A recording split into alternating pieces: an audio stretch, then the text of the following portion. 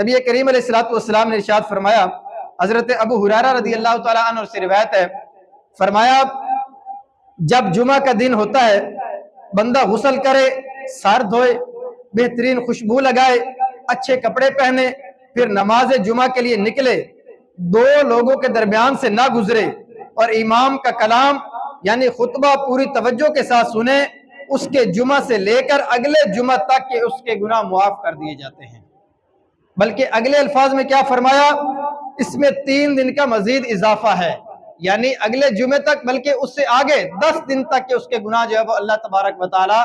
معاف فرما دیتا ہے۔ کتنے فضائل ہیں، صرف توجہ کے ساتھ خطبہ سننا ہے، اچھے طریقے سے ہم غسل کر کے ہی آتے ہیں، کپڑے بھی پہن کے آتے ہیں، سارے کام ہم نے کیے ہوتے ہیں،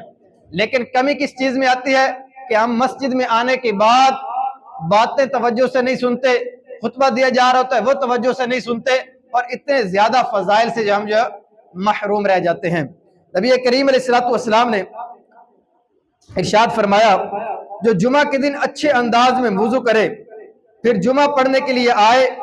امام کے قریب ہو کر بیٹھے، خاموش رہے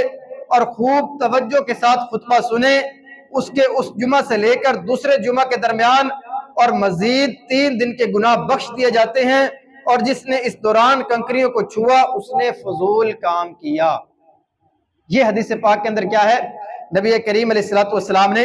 فضیلت بیان فرمائی ہے۔ اب ہمارے ہاں کیا ہوتا ہے، بعض لوگ مسجد میں آتے ہیں نا تو مسجد کی دریوں کے ساتھ، صفوں کے ساتھ جو ہے وہ کھیلتے رہتے ہیں، اس کے جو دھاگے کھینچتے رہیں گے۔ اگر بعض مسجدوں میں صفیں ہوتی ہیں تو ان کے جو ہے وہ ساری چیزیں کھینچ کر جو ہے وہ ان کو بھی ضائع کرتے رہتے ہیں، اور اپنی توجہ بھی جو ہے وہ بیان کی طرف سے ہٹا کر ان چیزوں سے سننے سے بھی محروم رہ جاتے ہیں۔ تو نبی کریم علیہ الصلوۃ والسلام نے آخر کے اندر کیا ارشاد فرمایا،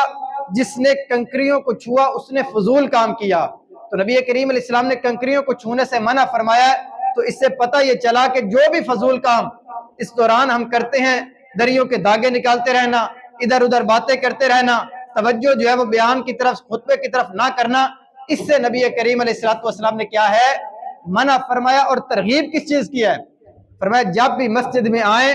جمعہ کے دن امام کے قریب ہو کر بیٹھیں۔ اب ہمارے ہاں کیا ہوتا ہے، لوگ آتے ہیں تو پیچھے پیچھے بیٹھتے جاتے ہیں، آگے جگہ خالی ہوتی ہے، اور پھر بار بار اعلان کرنا پڑتا ہے کہ اگلی صفوں کو پہلے مکمل کر لیں پھر پیچھے صفیں بنائیں۔ اور نبی کریم علیہ السلام نے کیا ترغیب ارشاد فرمائی، فرمایا جمعہ کے دن امام کے قریب ہو کر بیٹھا کریں۔ نبی کریم علیہ الصلوۃ والسلام ایک اور حدیث پاک میں ارشاد فرماتے ہیں، فرمایا کہ جمعہ پڑھنے کے لیے 3 طرح کے لوگ آتے ہیں۔ کیا فرمایا کہ 3 طرح کے لوگ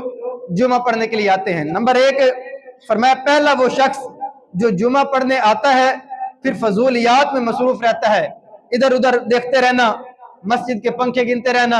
اور یہ دیکھنا کون سا پنکھا جو ہے وہ تیز چل رہا ہے، کون سا آہستہ چل رہا ہے، کون سا پنکھا بند ہے، فضول،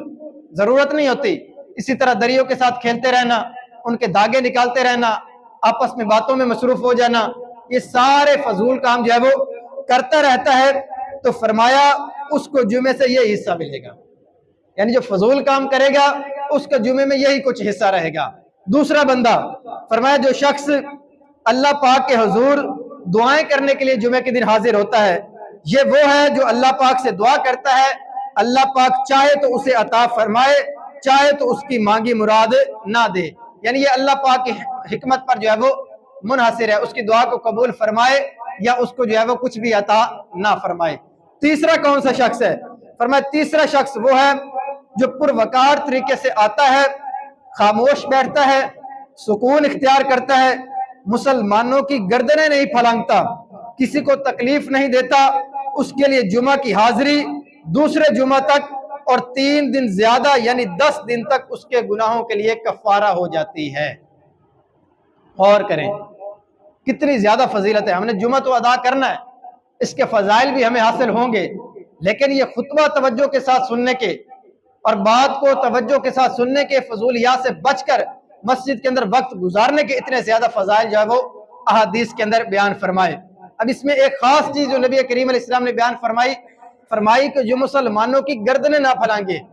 کسی مسلمان کو تکلیف نہ دے۔ ہمارا کیا ہوتا ہے، پہلے تو لوگ غلطی کرتے ہیں کہ پیچھے بیٹھ جاتے ہیں، پھر بعد میں آنے والے ان کی گردنیں پھلانگ کے جو ہے وہ کندھوں کے اوپر سے گزر کے आगे आकर बैठने की बाज़ औक़ात कोशिश करते हैं,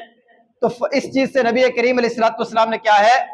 मना फरमाया है, और फरमाया इससे मुसलमानों को तकलीफ होती है, और इन फजूलियात से बचकर हमने जुमा का टाइम जो है वो गुजार के अल्लाह तबारक व तआला की बारगाह से अपने गुनाहों का कफारा करवाना है।